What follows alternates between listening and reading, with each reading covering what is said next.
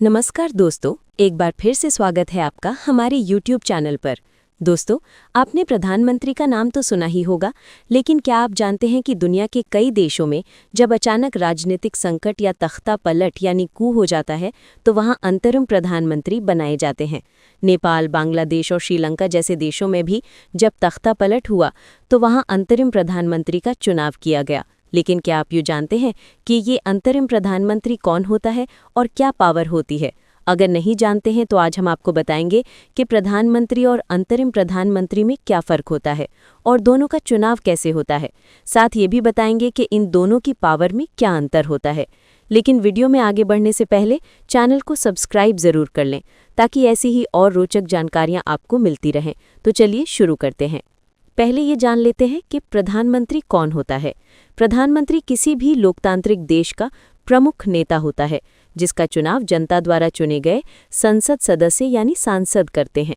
प्रधानमंत्री का कार्यकाल ज्यादातर 5 साल का होता है। प्रधानमंत्री देश की नीतियां बनाता है, बड़े फैसले लेता है और पूरे राष्ट्र का नेतृत्व करता है। प्रधानमंत्री की पावर यानी उनके अधिकार और जिम्मेदारियां किसी भी लोकतांत्रिक देश में सबसे अहम होते हैं। भारत की बात करें तो प्रधानमंत्री को संसदीय प्रणाली का सबसे ताकतवर पद माना जाता है। प्रधानमंत्री मंत्रिपरिषद का नेता होता है। कौन मंत्री बनेगा और किसके पास कौन सा विभाग होगा, ये तय करने का अधिकार प्रधानमंत्री के पास होता है। मंत्रियों की मीटिंग प्रधानमंत्री बुलाते हैं। फैसलों पर अंतिम मोहर प्रधानमंत्री की होती है। प्रधानमंत्री देश की नीतियां तय करते हैं।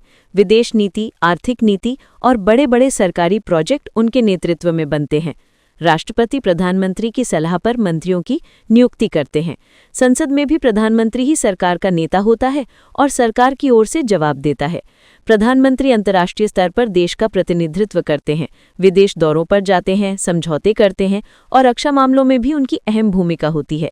प्रधानमंत्री को लोकसभा में बहुमत बनाए रखना होता है। अगर बहुमत खो जाए तो प्रधानमंत्री को इस्तीफा देना पड़ सकता है। राष्ट्रपति आपातकाल का ऐलान प्रधानमंत्री और उनकी कैबिनेट की सलाह पर ही करते हैं। ऐसे समय में प्रधानमंत्री की शक्तियां और भी बढ़ जाती हैं। अब बात करते हैं अंतरिम प्रधानमंत्री की। दोस्तों, कई बार ऐसा होता है कि सरकार गलत या अनुचित फैसले ले लेती है। ऐसे में जनता बगावत कर देती है और सड़कों पर उतार आती है। स्थिति इतनी बिगड़ जाती है कि प्रधानमंत्री समेत ज्यादातर मंत्रियों को अपने पद से इस्तीफा देना पड़ जाता है। कई बार हालात इतने खतरनाक हो जाते हैं कि प्रधानमंत्री को देश तक छोड़ना पड़ जाता है। ऐसे उदाहरण हमने श्रीलंका, बांग्लादेश और नेपाल में खूब देखे हैं, जहां जनता के गुस्से और राजनीतिक संकट के कारण अंतरिम सरकारें बनी। इसके अलावा अगर किसी प्रधानमंत्री की अचानक बीमारी या किसी बड़े हादसे की वजह से मृत्यु हो जाए और प्रधानमंत्री का पद खाली हो जाए, तब भी देश के कामकाज को चलाने के लिए अंतरिम प्रधानमंत्री चुना जाता है।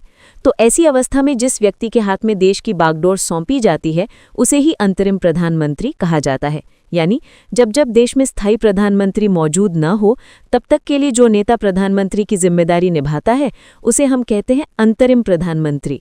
अंतरिम प्रधानमंत्री की पावर की बात करें तो इनका काम सीमित होता है। ये केवल रोजमर्रा की ज़रूरतों और प्रशासन को देखते हैं।